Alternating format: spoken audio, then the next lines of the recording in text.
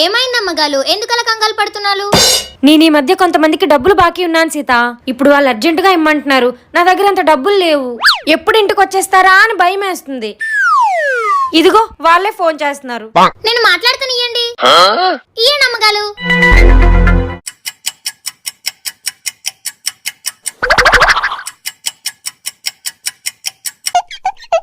అమ్మగాలు నేను సెటిల్ చేస్తాను. ఈ రోజు నుంచి వాళ్ళు మీకు ఫోన్ చేయలు. ఇంతకీ ఏం మాట్లాడవే సీత వాళ్ళతోనే? మా అయ్యగాలు ఇంట్లో లేరు. మా అయ్యగాలు ఊళ్ళో నుంచి తిరిగి వచ్చాక మా ఇల్లు అమ్మేసి మీ అప్పు తీల్చేస్తామని చెప్పాను. 30,000 అప్పు కోసం 30 లక్షలు ఇల్లు అమ్మేస్తానని చెప్పావా? ఏదైతే ఏముందమ్మగాలు, మీరు సంతోషంగా ఉండడమే నాకు కావాలి. I happy, you happy, honey happy, we all happy.